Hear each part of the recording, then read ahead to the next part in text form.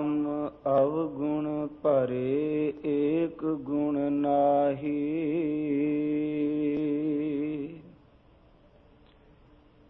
अमृत छाड़ बिखै बिख खाई।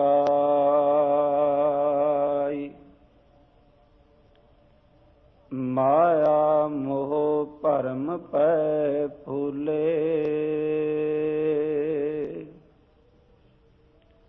सुत दारा सो प्रीत लगाई। एक उत्तम पंथ सुनिहो गुर संगत। तहें मिलंत जम त्रास मिटाई। एक अरदास पाठ कीरत की।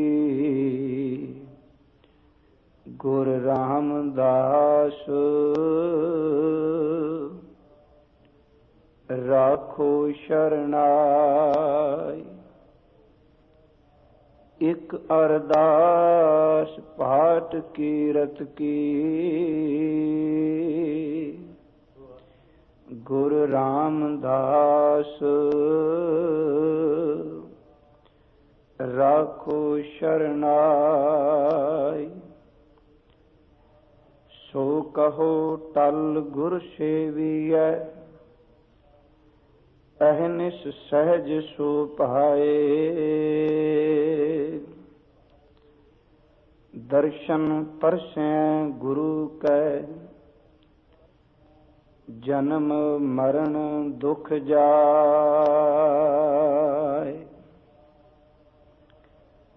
दर्शन परसै गुरु कै। जन्म मरण दुख जाय।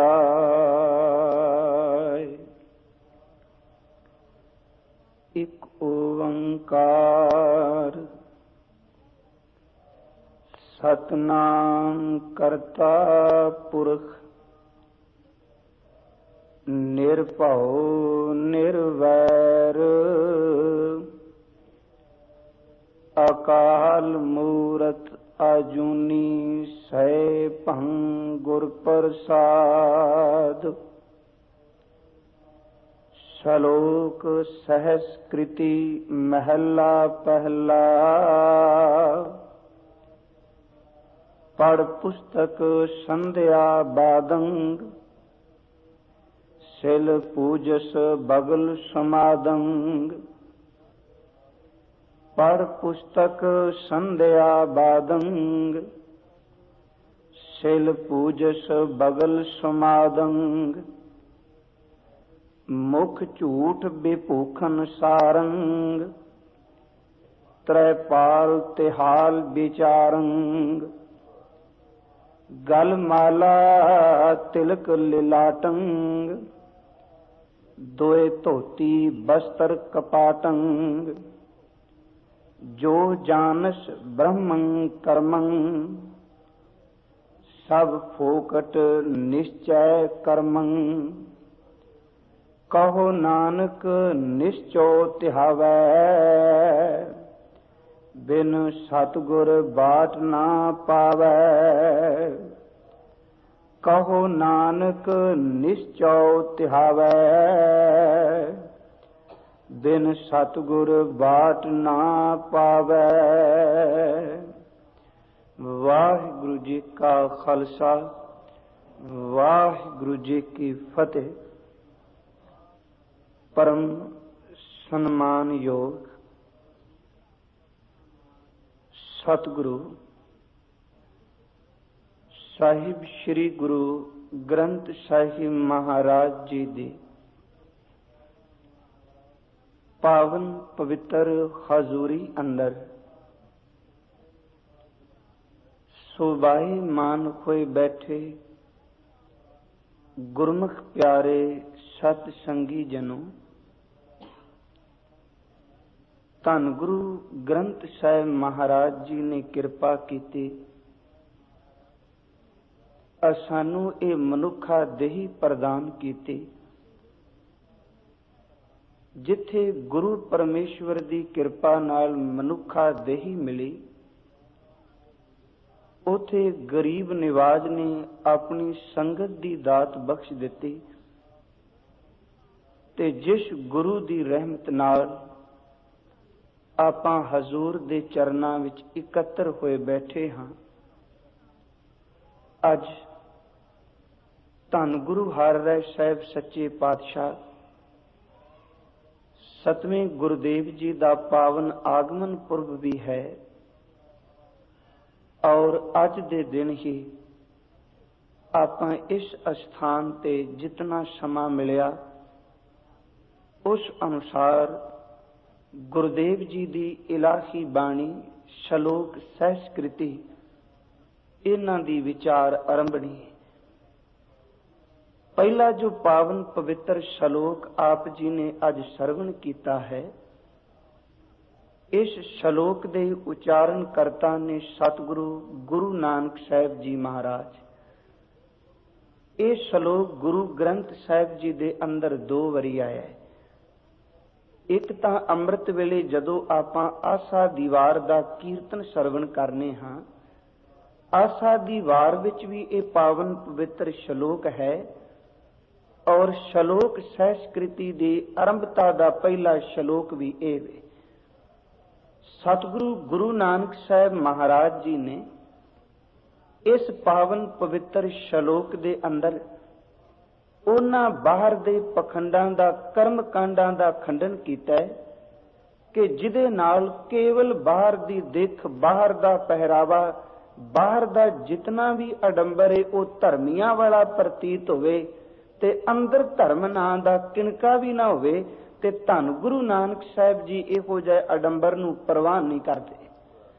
सतगुरु ने कृपा करके बचन कीता, कहन लगे कि विद्वान पंडित, पर मैं एक अर्ज करा, जदों भी गुरुदेव दी बाणी पढ़ीए, भावां वो किसे जोगी नूं, किसे काजी नूं, किसे पंडित नूं, किसे मुल्ला नूं जां किसे परवत नूं संबोधन कीती होवे, पर एक गल ध्यान मन विच रख के तुरनी है कि असल विच मेरा गुरु नानक बाबा ये उपदेश मैनू पिया करदा है। कई बारी आपां अपने आप नूं वाह कर जाने हां, ये गल तां सतगुरु ने एक पंडित नूं कह दित्ती।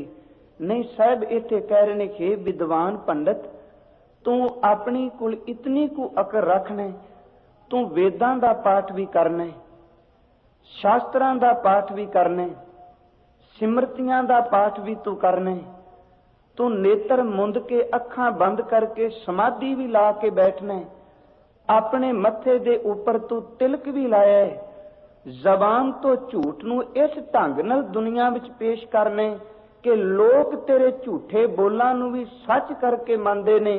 पर ध्यान रखी, इन्हां कर्म कांडां दे नाल प्रभु दी प्राप्ति नहीं, वाहिगुरु जी दी प्राप्ति केवल शरधा दे नाल गुरु के चरनां विच जुड़ के प्रभु दी भगती नाल होनी, होर कोई साधन नहीं। धन गुरु ग्रंथ साहिब जी दी अमृतमई बाणी पढ़ने आ ते जदों इस शलोक नूं पढ़ने आ, हजूर ये नहीं कहंदे कि पढ़ो ना, जिवें ते शब्द वरतिया पढ़ पुस्तक संध्या बादंग।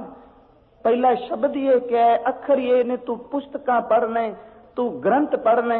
ग्रंथ पढ़ने, पुस्तकां पढ़निया कोई माड़ी बात नहीं, केवल पुस्तकां पढ़ के ये हंकारी हो जाए मेरे कोल इन्ना को ज्ञान है, जिथे कोई मनुख मिले ओदे नाल चर्चा आरंभ देवें। जे केवल वाद विवाद नहीं पढ़ रहे हैं ते हजूर कहंदे ने इस पढ़े होए नाल कदी कमाई थाए नहीं पैंदी। पढ़ना माड़ी बात नहीं, पर पढ़ना किवें में?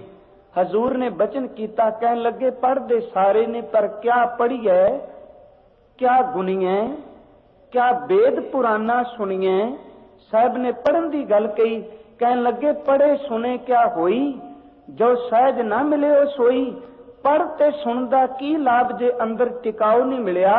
ते साहब कहंदे पढ़ रोज लेना कि नाम जपना चाहिए, सिमरन करना चाहिए। पर हजूर कहंदे ने हर का नाम ना जप सगावारा, क्या सोचें बारंबारा। पढ़ के केवल सोच छड़ना कि नाम जपना चाहिए, पर जपदा ते नहीं ना, फिर इहो जिहा पढ़न दा की लाभ होया।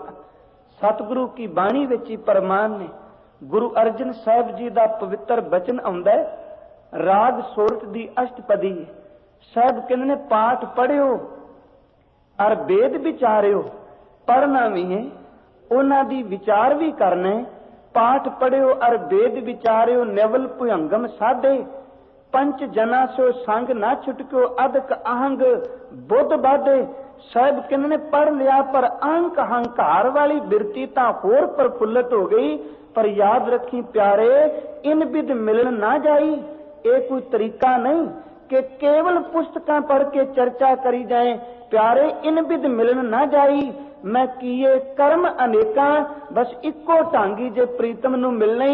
ते बेनती कर दे हार परियो स्वामी कै द्वारे, दीजै बुद्ध विवेका। तेरे चरनां विच डिग्गा मेरे मालिक, तू मैनू ओ सुमत दे जिहदे नाल तेरे नाम नाल जुड़ जावां। सतगुरु ने बाणी विच एक नहीं बेअंत प्रमाण दिते ने पढ़न दे संबंध विच। रामकली राग विच गुरु अर्जन पिता जी का एक बचन हुंदा है ते गुरु ग्रंथ साहिब जी का अंक 887। साहिब श्री गुरु अर्जन देव कहंदे ने पढ़ भी लेना ते पढ़ के अर्थ भी कर देने, ये भी कोई वड्डी बात नहीं। साहिब कहंदे ने विद्वान सज्जन पढ़दे ने, पढ़ के उन्हां दे टीके नाल अर्थ भी कर देंदे ने। हजूर ने उदाहरण दिती, कहन लगे एक विद्वान सज्जन पंडित बैठा है, संबोधन पंडित नू कीता। कहन लगे अगे पत्थर दी मूर्ति रखी है, साल ग्राम है, लोगां नू वेदां दा टीका पढ़ पढ़ के अर्थ कर करके सुनांदा है। पर हैरानगी दी बात एह वे कि दुनिया नू पढ़ के सुना रहा है, पर आप पढ़ के सुनाया होया जीवन विच कदी कमा के देखिया नहीं। साहब कहन लगे पंडित, कदी हिरदे दे क्रोध नू तू खत्म कीता है? दुनिया नू कह देना कि क्रोध खून नू साड़दा है, क्रोध रब तो वित पांदा है, पर तू तां ग्रंथ पढ़ के क्रोध नू छड्डिया नहीं।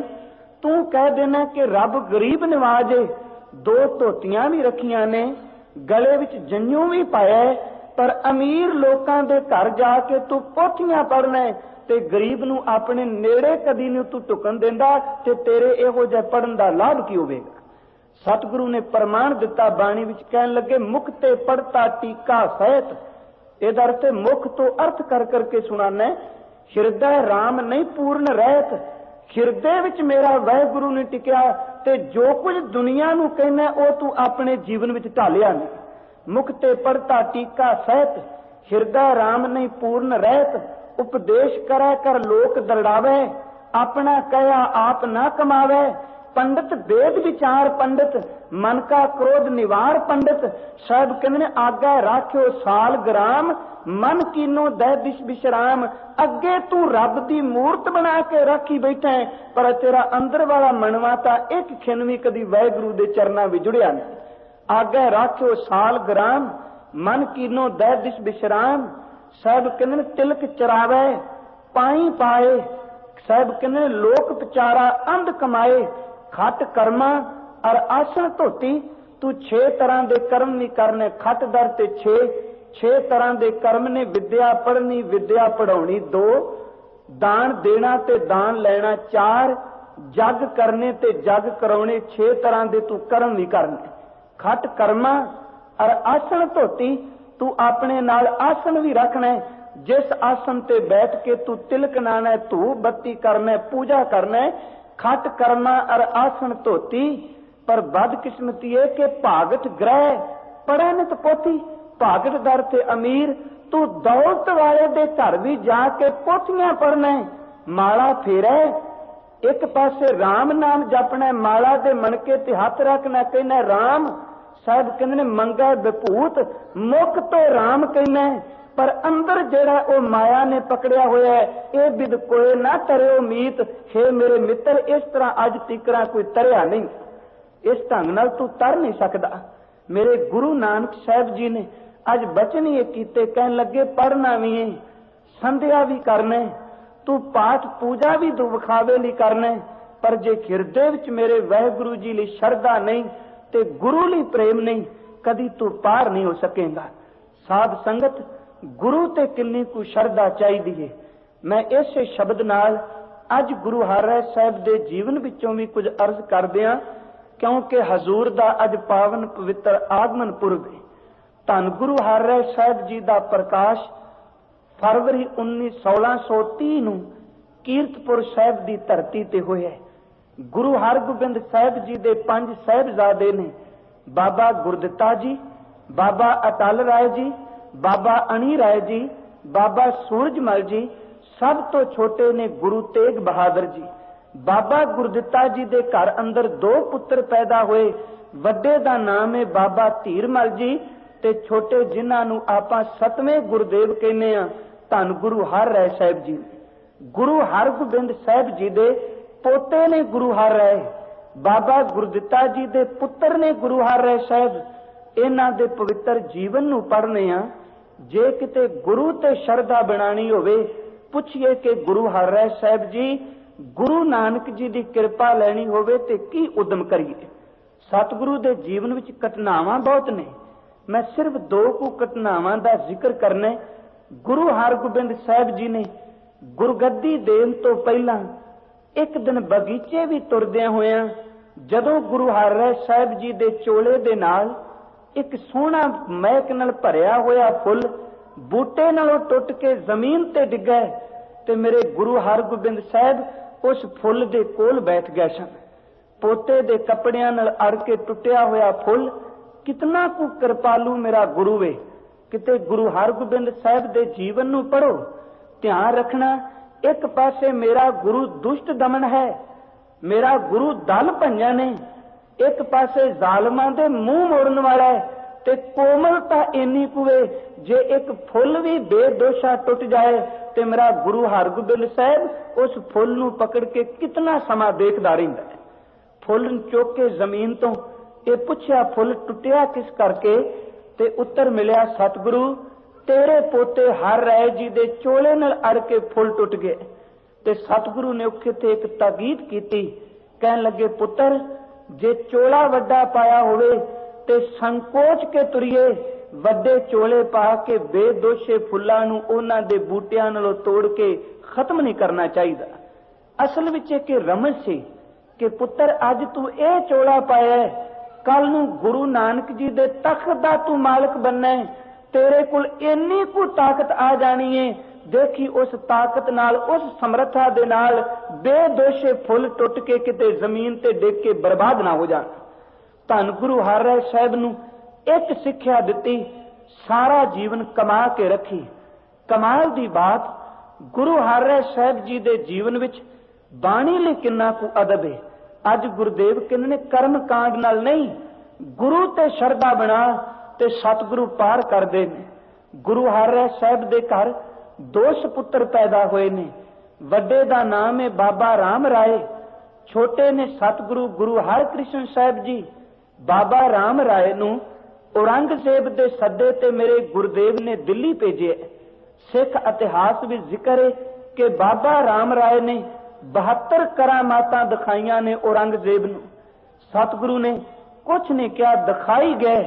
ਪਰ ਜਦੋਂ ਇੱਕ ਬਚਨ ਆਇਆ ਗੁਰੂ ਨਾਨਕ ਸਾਹਿਬ ਜੀ ਦੀ ਬਾਣੀ ਦਾ, ਮੌਲਵੀਆਂ ਨੇ, ਕਾਜ਼ੀਆਂ ਨੇ ਔਰੰਗਜ਼ੇਬ ਨੂੰ ਕਿਹਾ, ਕਹਿਣ ਲੱਗੇ ਔਰੰਗਜ਼ੇਬ ਤੂੰ ਰਾਮ ਰਾਏ ਤੋਂ ਇਹ ਪੁੱਛ ਕਿ ਜਿਹੜਾ ਗੁਰੂ ਨਾਨਕ ਜੀ ਨੇ ਬਚਨ ਕੀਤਾ, ਮਿੱਟੀ ਮੁਸਲਮਾਨ ਕੀ ਪੇੜਾ ਪਈ ਕਮਿਆਰ, ਘੜ ਭਾਂਡੇ ਇੱਟਾਂ ਕੀਆਂ, ਜਲਦੀ ਕਰੇ ਪੁਕਾਰ, ਜਲ ਜਲ ਰੋਵੇ ਬਪੜੀ, ਝੜ ਝੜ ਪਵੇਂ ਅੰਗਿਆਰ, ਇਹਦਾ ਅਰਥ ਕੀ? ਕਹਿੰਦੇ ਨੇ ਰਾਮ ਰਾਏ ਅਜੇ ਤੱਕ ਤਾਂ ਕਰਾਮਾਤਾਂ ਦਿਖਾਈ ਗਿਆ, ਪਰ ਜਦੋਂ ਗੱਲ ਆਈ ਮਿੱਟੀ ਮੁਸਲਮਾਨ ਕੀ, ਅੰਦਰ ਵਾਲਾ ਮਨ ਡੋਲ ਗਿਆ ਤੇ ਇੱਕੋ ਗੱਲ ਕਹਿ ਦਿੱਤੀ। ਕਹਿਣ ਲੱਗਾ ਅਸਲ ਵਿੱਚ ਤਾਂ ਗੁਰੂ ਨਾਨਕ ਜੀ ਨੇ ਮੁਸਲਮਾਨ ਨਹੀਂ, ਉੱਥੇ ਸ਼ਬਦ ਬੇਈਮਾਨ ਵਰਤਿਆ, ਕੇਵਲ ਲਿਖਾਰੀ ਦੀ ਉਕਾਈ ਕਰਕੇ ਲਿਖਾਰੀ ਦੀ ਗਲਤੀ ਨਾਲ ਇੱਥੇ ਮੁਸਲਮਾਨ ਲਿਖਿਆ ਗਿਆ। ਪੜਿਆ ਤੁਸੀਂ ਬੜੀ ਵਾਰੀ ਤੇ ਸਾਖੀ ਬੜੀ ਵਾਰੀ ਸੁਣੀ। ਮੈਂ ਜਿਹੜੀ ਅਰਜ਼ ਕਰਨੀ ਚਾਹਨਾ, ਮੇਰੇ ਗੁਰੂ ਨਾਨਕ ਦੀ ਜੋਤ ਨੂੰ ਗੁਰੂ ਪੁੱਤਰ ਨੇ 2 ਵਾਰੀ ਸੱਟ ਮਾਰੀ ਜੇ। ਧਿਆਨ ਰੱਖਣਾ, ਇੱਕ ਵਾਰੀ ਮੇਰੇ ਗੁਰੂ ਨਾਨਕ ਦੇ ਸਰੀਰ ਨੂੰ ਸੱਟ ਮਾਰੀ ਤੇ ਇੱਕ ਵਾਰੀ ਮੇਰੇ ਗੁਰੂ ਨਾਨਕ ਦੇ ਹਿਰਦੇ ਨੂੰ ਸੱਟ ਮਾਰੀ। ਕਿੰਨੀ ਕੁ ਸ਼ਰਧਾ ਚਾਹੀਦੀ ਹੈ। ਗੁਰੂ ਪੁੱਤਰ 2 ਨੇ, 2 ਵਾਰੀ ਗੁਰੂ ਪੁੱਤਰਾਂ ਨੇ ਸੱਟ ਮਾਰੀ। ਇੱਕ ਪੁੱਤਰ ਦੀ ਸੱਟ ਤਾਂ ਬਰਦਾਸ਼ਤ ਕਰਕੇ ਗੁਰੂ ਨੇ ਉਹਦੇ ਘੁੱਟ ਕੇ ਚਰਨ ਪਕੜ ਲਏ, पर जिदन दूजे पुत्र ने हिरदे ते सट मारी ते गुरु ने हुक्म कर दिता कि राम राय नूं कह देना अज तो बाद परत के कदी साडे मथे ना लगे। कमाल दी गल, पहला पुत्र बाबा दातू गुरु अमरदास गद्दी ते बैठे ने, ਉਹ ਲੱਤ ਮਾਰ ਕੇ ਮੇਰੇ ਗੁਰਦੇਵ ਨੂੰ ਸਿੰਘਾਸਨ ਤੋਂ ਥੱਲੇ ਛੱਡਦਾ ਪਿਆ। ਸਾਹਿਬ ਦੀ ਛਾਤੀ ਵਿੱਚ ਲੱਤ ਵੱਜੇ ਤੇ ਸਤਿਗੁਰੂ ਉਹਦੇ ਚਰਨਾਂ ਨੂੰ ਘੁੱਟ ਕੇ ਪਕੜ ਕੇ ਕਹਿੰਦੇ ਨੇ, ਗੁਰੂ ਅੰਗਦ ਸਾਹਿਬ ਦੇ ਸਾਹਿਬਜ਼ਾਦੇ, ਮੇਰਾ ਸਰੀਰ ਕਠੋਰ ਬਜ਼ੁਰਗ ਆ, ਹੱਡੀਆਂ ਲੱਕੜ ਵਰਗੀਆਂ ਕਠੋਰ ਨੇ, ਤੁਹਾਡੇ ਕੋਮਲ ਚਰਨ ਨੇ, ਮੇਰੇ ਹੱਡਾਂ ਨਾਲ ਕਿਤੇ ਸੱਟ ਤਾਂ ਨਹੀਂ ਲੱਗੀ। ਸਿੱਖ ਕਹਿੰਦੇ ਨੇ, ਮਹਾਰਾਜ ਇੱਕ ਪਾਸੇ ਸੱਟ ਮਾਰੀ, ਦੂਜੇ ਪਾਸੇ ਤੁਸੀਂ ਇਹਦੇ ਚਰਨ ਪਕੜ ਲੈ। ਤੇ ਗੁਰੂ ਅਮਰਦਾਸ ਕਹਿੰਦੇ ਨੇ, ਸਿੱਖੋ ਕਿਉਂ ਨਾ ਪਕੜਾਂ, ਮੇਰੇ ਗੁਰੂ ਦਾ ਪੁੱਤਰ ਆਇਆ ਜਿਹਦੇ ਦਰ ਤੇ ਮੇਰੇ ਵਰਗੇ ਨਥਾਵੇਂ ਨੂੰ ਥਾਂ ਮਿਲੀ ਸੀ। ਮੇਰੇ ਗੁਰੂ ਦਾ ਪੁੱਤਰ ਹੁੰਦਾ ਹੋਵੇ ਤੇ ਮੈਂ ਅੱਗੋਂ ਉੱਠ ਕੇ ਜੀ ਆਇਆ ਨਾ ਕਹਿਣ ਜਾਵਾਂ, ਮੈਨੂੰ ਸੱਟ ਵੱਜਣੀ ਚਾਹੀਦੀ ਸੀ। ਇਹਦਾ ਮਤਲਬ ਇੱਕ ਪੁੱਤਰ ਗੁਰੂ ਦੇ ਸਰੀਰ ਨੂੰ ਸੱਟ ਮਾਰਦਾ ਹੈ ਤੇ ਗੁਰੂ ਉਹਦੇ ਚਰਨ ਪਿਆ ਪਕੜਦਾ ਹੈ। ਧਿਆਨ ਰੱਖਣਾ, मेरा गुरु शरीर की सट तो बर्दाश्त कर लेगा, पर जदों गुरु नानक की बाणी ते कोई सट मारन की कोशिश करेगा, भावें सक्का पुत्र भी होवे, मेरा गुरु नानक नूं कदी बर्दाश्त नहीं जे करदा। राम राय ने बाणी ते चोट कीती ते सतगुरु ने ओनू परत के जीवन पर कह दिता, साडे मत्थे नहीं लगना। किन्ना कु बाणी लई अदब सी गुरु हरगोबिंद साहिब जी दे अंदर। इक्को ही बचन क्या कहन लगे, पुछया सतगुरु कि सानू सारे कहंदे ने मन नूं जगाओ, पर मन जागण दे कोई लक्षण है? किहड़े परिभाषा की है, किवें पता लगे साडा मन जाग गया? ते धन गुरु हरराय साहिब ने कहा सी, सिखो जदों तुसी गुरु ग्रंथ साहिब दी बाणी दा करो पाठ, जपजी साहिब दा करो पाठ, सुखमनी साहिब दा करो पाठ, आनंद साहिब दा करो पाठ, जदों गुरु ग्रंथ साहिब दी बाणी दे शब्द पढ़ो ते शब्द पढ़दियां गुरु की बाणी विच हिरदा टिक जाए, उदन समझ लेना हुण साडा सुता होया मन जागन लग पिया। साहिब कहंदे ने, जिन्नू मेरे गुरु की बाणी मिठी लगे ओदा अंदर जाग पिया। ते नाल एक ताकीद कर दिती, जिथे बचन कीता कहन लगे, मन जागे की ए निशानी मीठी लागे त्रै की बानी, प्रीतम दी बाणी मिठी लगे समझे ही मन जाग गया। ते नाल एक बचन होर कीता, सिखो जेड़ा गुरु की बाणी दा अदब नहीं करदा, बाहरों जितना मर्जी भेख पा के कह मैं गुरु नानक दा सिख हां, जेड़ा बाणी दा अदब नहीं करदा ओनू मैं अपना सिख मनन लई तैयार नहीं। साहब ने बचन कीता, कहन लगे, जिन पै बाणी अदब ना धारा। कवि संतोख सिंह दे बचन ने, जिस हिरदे विच बाणी लई अदब ते पै नहीं, साहब कहंदे ने, जानो सो सिख ना है हमारा। एक गल ध्यान विच रखियो, साडा बिल्कुल सिख नहीं जिहड़ा गुरु नानक जी बाणी दा अदब नहीं करदा।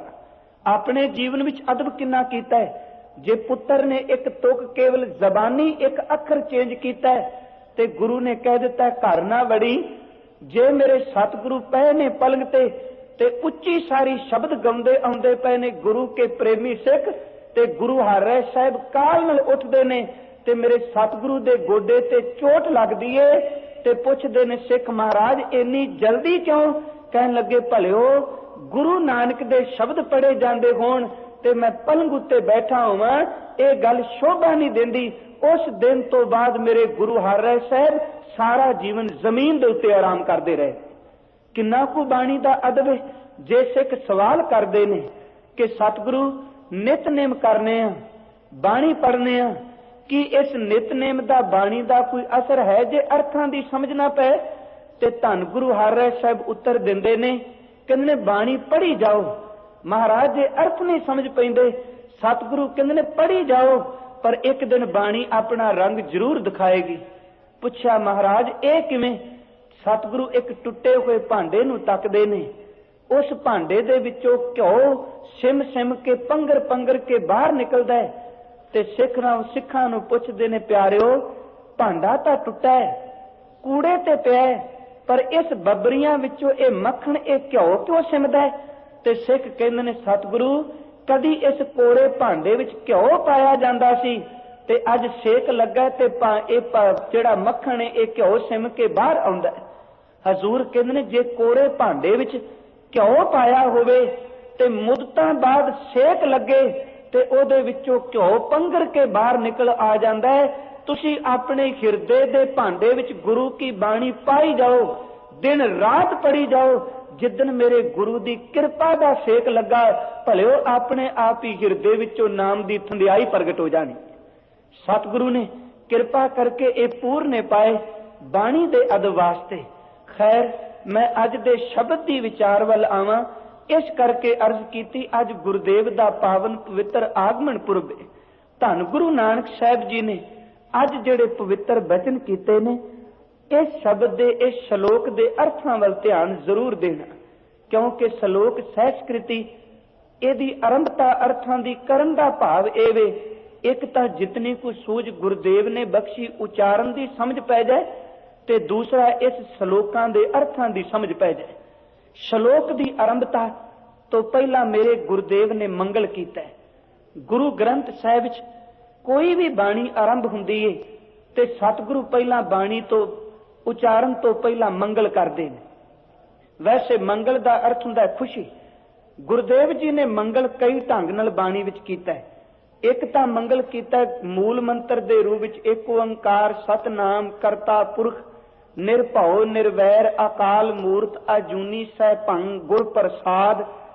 ਤੇ ਦੂਸਰਾ ਬਾਣੀ ਵਿੱਚ ਮੰਗਲ ਆਉਂਦਾ ਇੱਕ ਓੰਕਾਰ ਸਤਨਾਮ ਕਰਤਾ ਪੁਰਖ ਗੁਰ ਪ੍ਰਸਾਦ। ਤੀਸਰਾ ਮੰਗਲ ਆਉਂਦਾ ਇੱਕ ਓੰਕਾਰ ਸਤਨਾਮ ਗੁਰ ਪ੍ਰਸਾਦ। ਚੌਥਾ ਮੰਗਲ ਬਾਣੀ ਵਿੱਚ ਆਉਂਦਾ ਇੱਕ ਓੰਕਾਰ ਸਤਿਗੁਰ ਪ੍ਰਸਾਦ। ਤੇ ਜਿਹੜਾ ਅੱਜ ਮੰਗਲ ਕੀਤਾ ਇੱਕ ਓੰਕਾਰ ਤੋਂ ਲੈ ਕੇ ਗੁਰ ਪ੍ਰਸਾਦ ਤੱਕ, ਇਹ ਗੁਰੂ ਗ੍ਰੰਥ ਸਾਹਿਬ ਵਿੱਚ 33 ਵਾਰੀ ਮੰਗਲ ਆਇਆ। ਸਤਿਗੁਰੂ ਇਸ ਬਚਨ ਤੋਂ ਪਹਿਲਾਂ ਆਪਣੇ ਇਸ਼ਟ ਦੀ ਆਰਾਧਨਾ ਕਰਦੇ ਨੇ। ਗੁਰੂ ਗ੍ਰੰਥ ਸਾਹਿਬ ਵਿੱਚ ਮੰਗਲ ਇਹ ਮਿਲਣਗੇ ਤੇ ਗੁਰੂ ਗੋਬਿੰਦ ਸਿੰਘ ਜੀ ਦੀ ਬਾਣੀ ਵਿੱਚ ਮੰਗਲ ਮਿਲਣਗੇ ਇੱਕ ਓੰਕਾਰ ਵਾਹਿਗੁਰੂ ਜੀ ਕੀ ਫਤਿਹ। ਤਵ ਪ੍ਰਸਾਦ ਸਵਈਏ, ਜਾਂ ਬਚਨ ਮਿਲੇਗਾ ਤਵ ਪ੍ਰਸਾਦ ਚੌਪਈ, ਤੱਤੇ ਦੇ ਪੈਰ ਥੱਲੇ ਵਾਹਵੈ।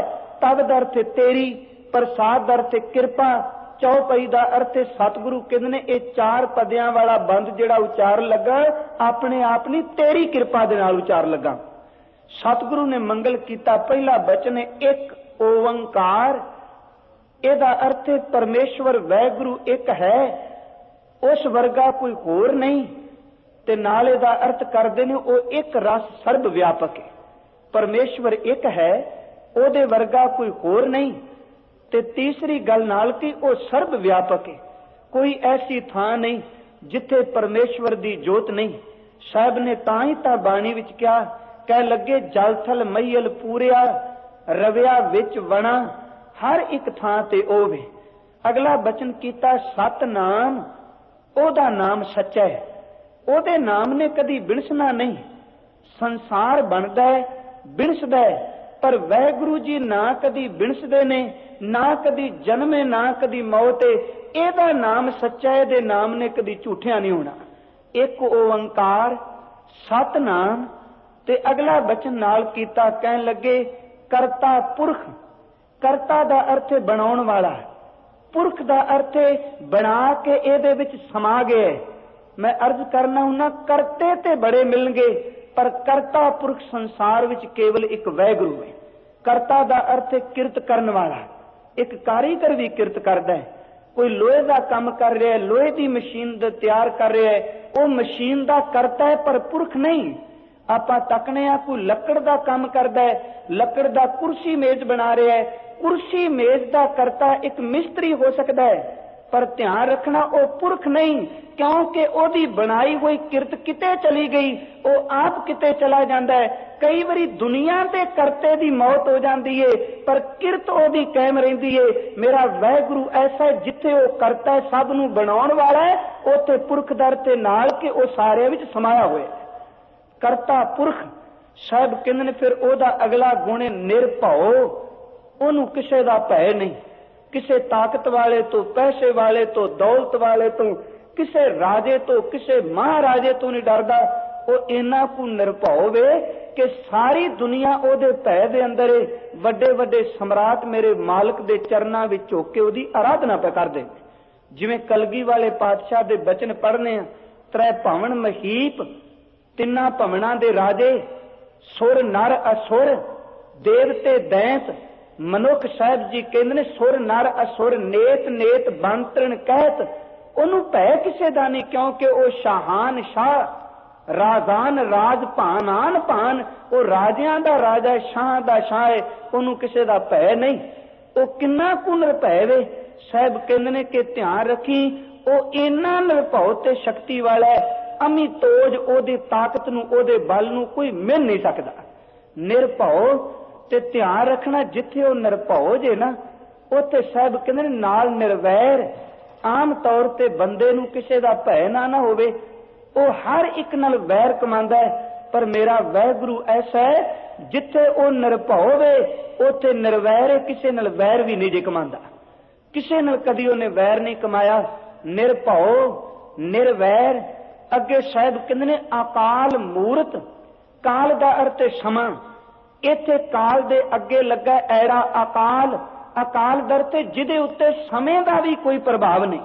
ਅਕਾਲ ਮੂਰਤ, ਸਾਡੇ ਉੱਤੇ ਸਮੇਂ ਦਾ ਪ੍ਰਭਾਵ ਹੈ।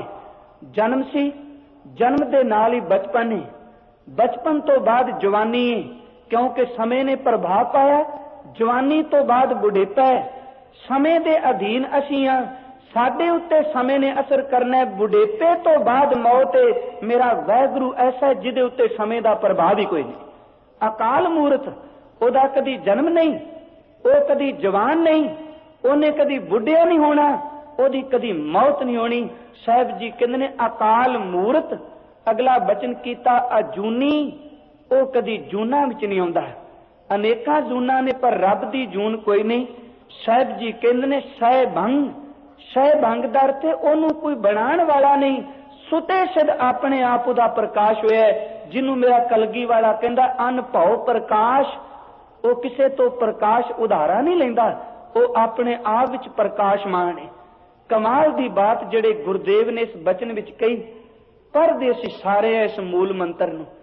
ਸਤਿਗੁਰੂ ਨੇ ਗੁਣ ਦਿਸੇ ਪੂਰੇ ਨਹੀਂ, ਕੁਝ ਕੁ ਗੁਣ ਉਹਦੇ ਉਹ ਇੱਕ ਹੈ, ਸਰਬ ਵਿਆਪਕ ਹੈ, ਉਹਦਾ ਨਾਮ ਸੱਚਾ ਹੈ, ਉਹ ਬਣਾ ਕੇ ਜੀਵ ਦੇ ਵਿੱਚ ਰਹਿੰਦਾ ਹੈ, ਉਹਨੂੰ ਕਿਸੇ ਦਾ ਭੈ ਨਹੀਂ, ਉਹ ਕਿਸੇ ਨਾਲ ਵੈਰ ਨਹੀਂ ਕਮਾਉਂਦਾ, ਉਹਦੇ ਤੇ ਸਮੇਂ ਦਾ ਪ੍ਰਭਾਵ ਨਹੀਂ।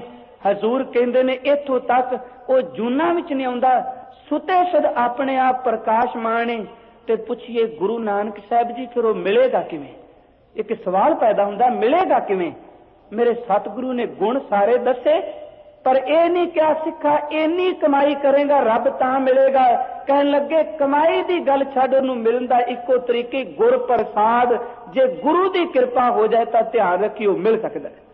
ਕਮਾਈ ਦਾ ਮਾਨ ਨਹੀਂ, ਤੂੰ ਬੰਦਗੀ ਜਿਤਨੀ ਮਰਜ਼ੀ ਕਰ, ਪਰ ਉਹਦੀ ਕਿਰਪਾ ਤੋਂ ਬਿਨਾ ਨਹੀਂ।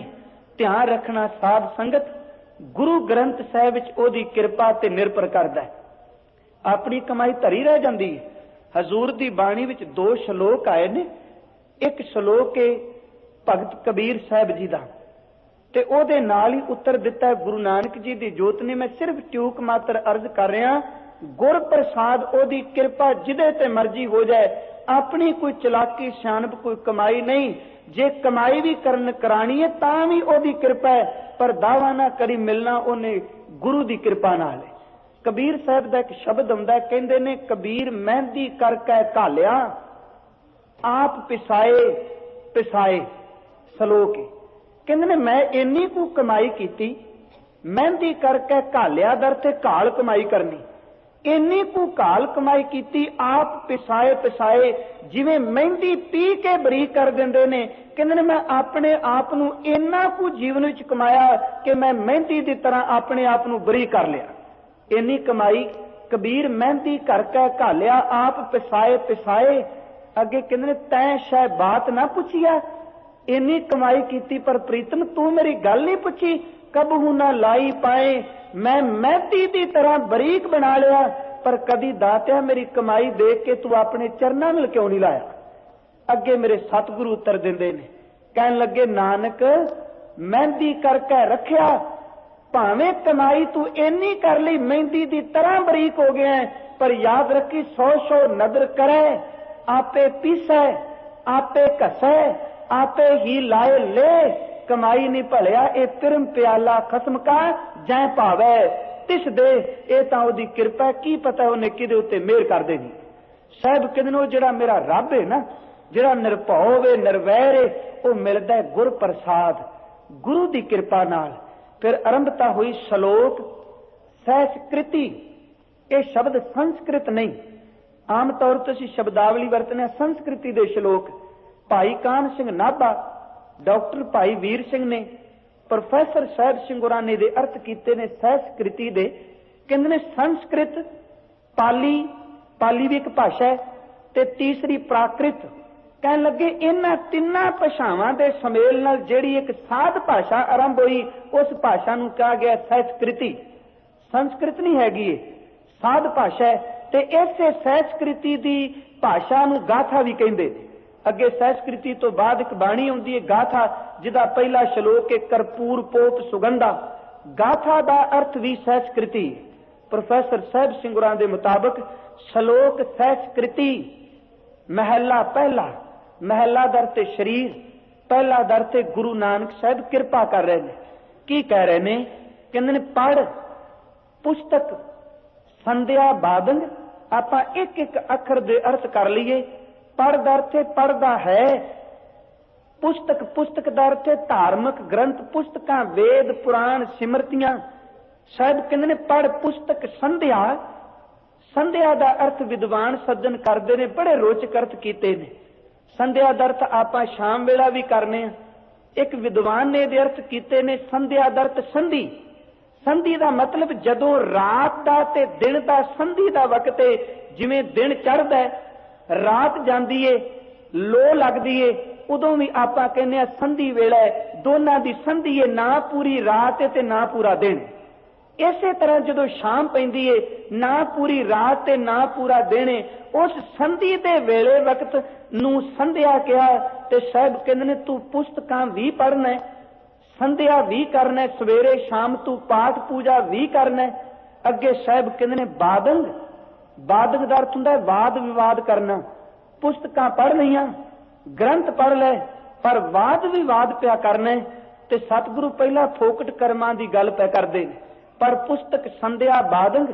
ते मैं अर्ज कीती पढ़ना माड़ी बात नहीं, पढ़ के खौमे नूं प्रगटावा करी जाना, इहनूं सतगुरु ने परवाह नहीं कीता। पर पुस्तक संध्या बादंग। सिल पूजस, सिल दर थे पत्थर, पूजस दर थे तू पूजना है। सिल पूजस। बगुल, बगुल दर थे बगला। समाधन, समाधन दर थे समाधि लानी। पुस्तकां भी पढ़ियां, लोकां नाल चर्चा भी कीती, पत्थर दे सामने तू अखां मीट के बगले दी तरह समाधि ला के भी बैठ गई। साहब कहंदे ने मुख झूठ, जबान तो झूठ इस ढंग नाल बोलना है। साहब कहंदे ने बेभूखन। बेभूखन दा अर्थ हुंदा गहना, भूखन दर ते गहना। सारंग, सारंग दर ते श्रेष्ठ। साहब कहंदे ने तू अपनी जबान तो झूठ इस तरीके नाल बोलना है, तेरा झूठ भी इंज प्रतीत हुंदा है जिवें तू सच कहंदा होवे। तू झूठ नूं मुलम्मे दे गहणियां दी तरह पेश करना है। पर पुस्तक संध्या बादंग, सिल पूजस बगल समादंग, मुख झूठ, विभूखन सारंग। त्रै पाल, त्रै दर ते तिन, पाल दर ते लाइन पंक्ति। साहब कहंदे ने त्रै पाल दर ते तिन्ना पालां वाली, तिन्ना पालां वाली दर ते गायत्री मंत्र। गायत्री मंत्र तिन्ना पालां वाला है। त्रै पाल। साहब कहंदे ने तिहाल, तिहाल दर ते तिन वक्त, प्रभात वेला, दोपहर ते शाम। साहब कहंदे तिन्ने वेले तू गायत्री मंत्र भी पढ़ना है। त्रै पाल, तिहाल, विचारंग। साहब कहंदे ने ओदी विचार भी करना है। गल माला, गले विच माला भी पाई है। तिलक लिलाटंग, लिलाट दर ते मथा। अपने मस्तक दे ऊपर तू तिलक भी लाया है। दोए धोती, अपने नाल तेरे कोल दो धोतियां भी ने। बस्तर कपाटंग, कपाट दा अर्थ सिर। जदों तू पूजा करने ते अपने ऊपर वाले कपाट नूं भलिया तू कपड़े दे नाल ढक भी लेना। ध्यान रखना, इथों तक गल कीती फोकट कर्मकांड दी। मैं अर्ज करदियां, मेरे गुरु नानक बाबा जिथे पखंड की गल कहणगे ना, उथे नाल ये भी दसणगे पखंड की थां ते तू आ कमा लै। जज साहब ने कह दिता तू पुस्तक पढ़ी, तू समाधि भी लाई, तू तिलक भी लाया, तू अपने वल्लों तरपाल गायत्री का मंत्र भी पढ़िया, ਤੇ ਸਤਿਗੁਰੂ ਕਹਿੰਦੇ ਨੇ ਪਰ ਅੰਦਰ ਤਾਂ ਕਿਰਦਾ ਝੂਠਾ ਹੀ ਰੱਖਿਆ ਪਰ ਇਹਨੇ ਬਾਹਰ ਕਰਮਾਂ ਦਾ ਲਾਭ ਕੀ ਹੋਵੇਗਾ।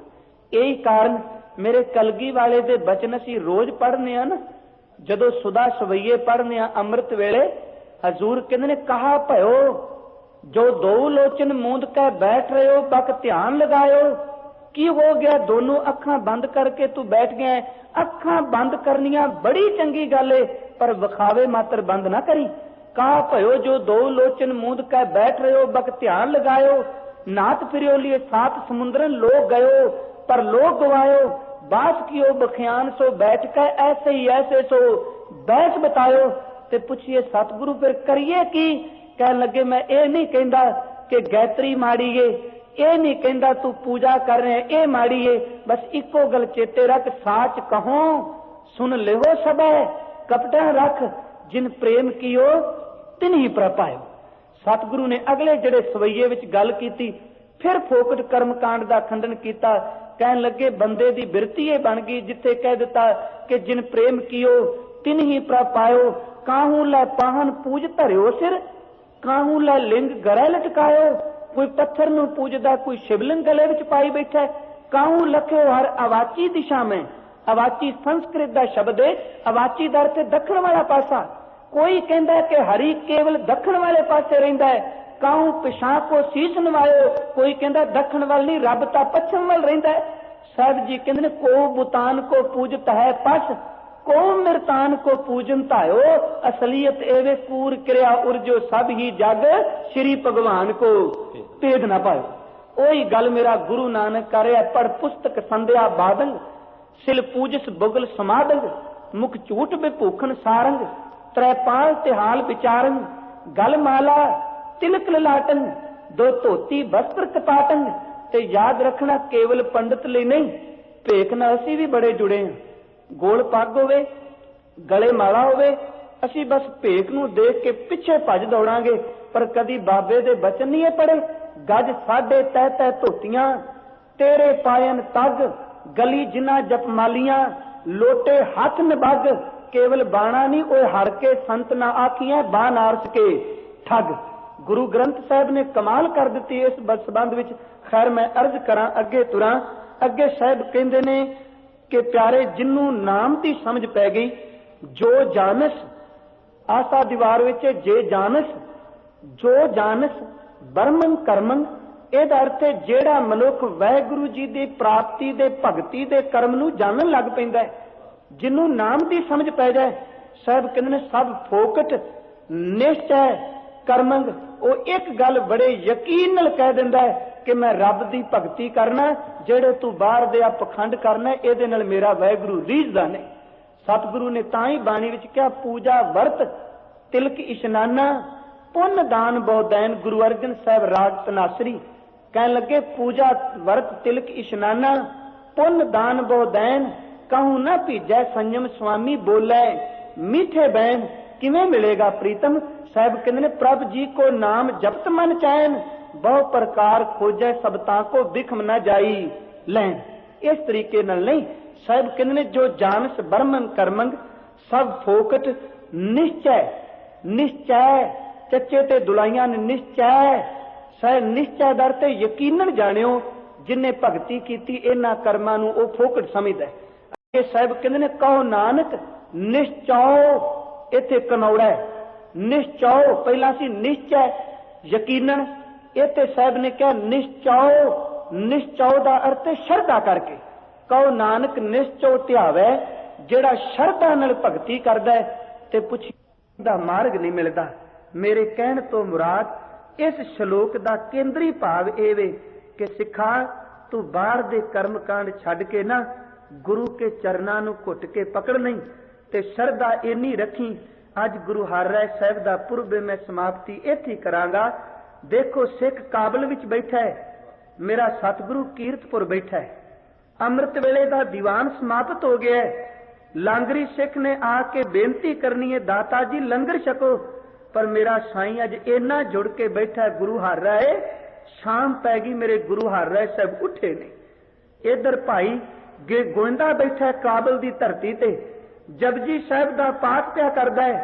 इन्ना कुछ शरधा विच भिज गया नेत्र मुंद लै, जपजी पढ़दियां मेरे गुरु दे चरण घुट के पकड़ लै। इन्ने घुट के चरण पकड़े मेरे सतगुरु नूं सारा दिन आसन तो उठन नहीं दिता। शाम पई, सिखां ने पूछया सतगुरु सारा दिन अज बैठे रह, अज उठे क्यों नहीं? कहन लगे सिखो उठदा किवें, चरण इन्ने को घुट के शरदा नाल पकड़े सन, मैनूं उठन दिता ही।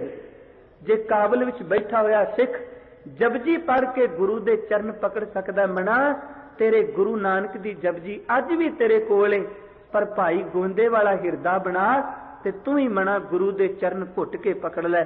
इन्नियां बेनतियां प्रवान करनियां। अगले श्लोक दी विचार आपां कल नूं करांगे जी। वाहिगुरू जी का खालसा, वाहिगुरू जी की फतेह।